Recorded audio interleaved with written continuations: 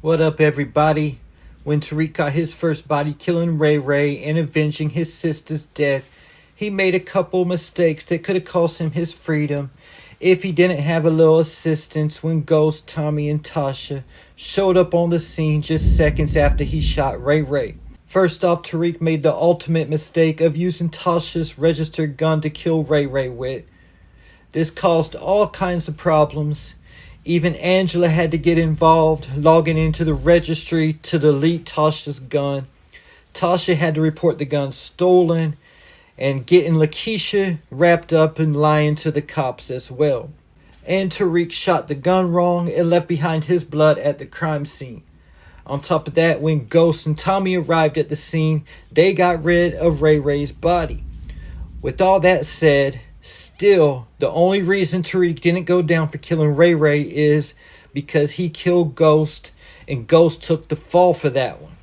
This is also something to keep in the back of your mind as we move forward into Season 4 and further into the Ghost timeline, because the Ray Ray murder case was never officially closed, and something that Blanca or maybe even Junior may look into the future. Getting me to the topic of today's video, Brayden Weston gets locked up for killing Uncle Lucas Weston. This was also Brayden's first kill. The difference is Brayden had no help in covering it up. First things first, not long, possibly even hours before being killed, Lucas called the DEA and was on the phone talking to Blanca, Jenny, and them. After being burnt by Lauren in court and having their RICO case shut down, we didn't get a chance to see their response to Lucas being dead. But I'm sure they're not going to brush it off as just a suicide. With that said, after throwing Lucas off of the balcony, I'm not sure if Brayden even wiped his fingerprints off the edge or not. Then there was the note that he wrote in Lucas' name, and Kiki said it didn't sound anything like Lucas. Brayden could have also left his fingerprints on that letter. And if the feds look into the hotel surveillance of that day, they're going to see Brayden walking into the hotel right around the time that Lucas was killed. And obviously, that's all it's going to take to make the arrest. Because if Brayden was walking into the hotel room just moments before his uncle was killed, it's going to be obvious where he was headed. It might even been better if he would have sent one of the Tejadas to do the job. Even with their reputation, it would have been harder to make the connection. But even having a Tejada or Tariq even do the job would have still been connected to Weston Holdings and the Ponzi scheme.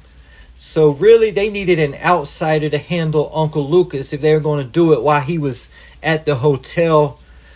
But it was Tariq that pushed Brayden into doing this, even though Brayden still wasn't going to do anything until he saw the feds come get his dad.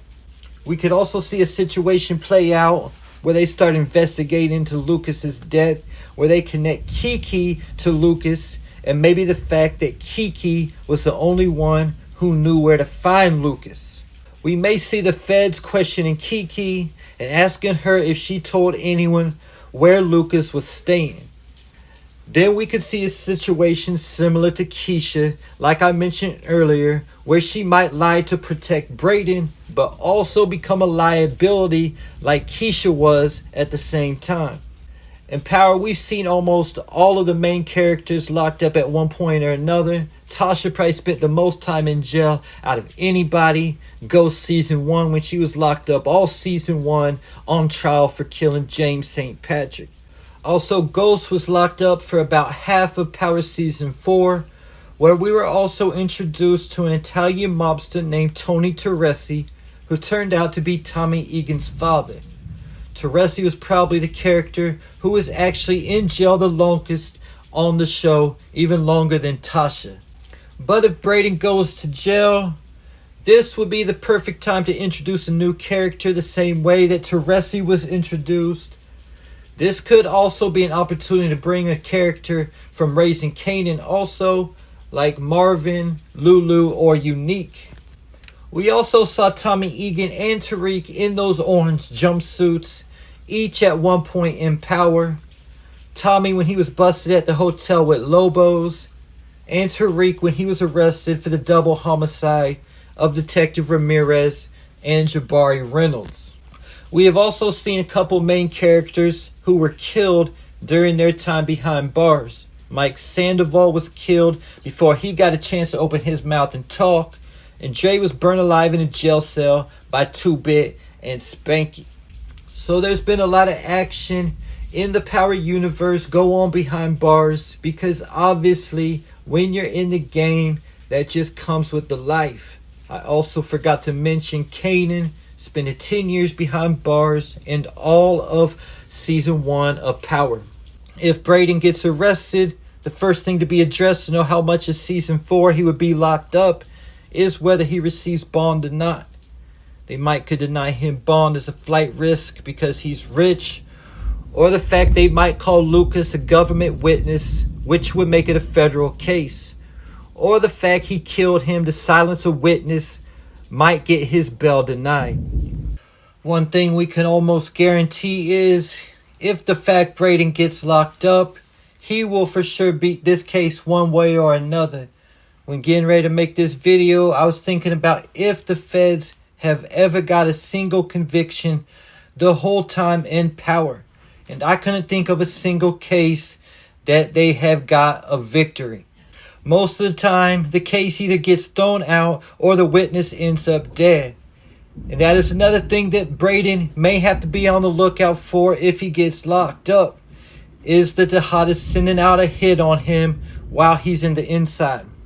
We already saw Monet send a hitter to go after Effie in the season 3 finale, and we know that Jihad has got the hookup with the COs from the time when Lorenzo was locked up.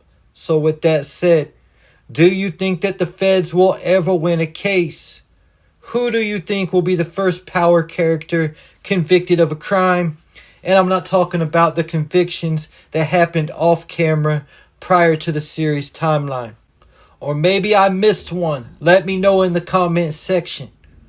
One more thing before I go is the jewelry store robbery from season 2 when Brayden and Kane robbed Mahoney's jewelry store.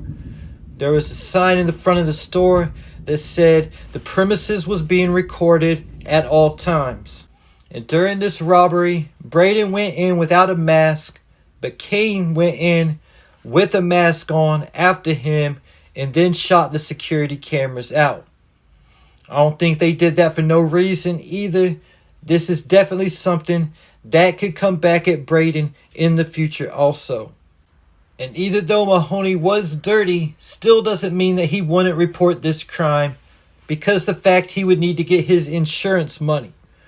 Or maybe Mahoney reported the crime but saved the video footage to track Brayden down himself.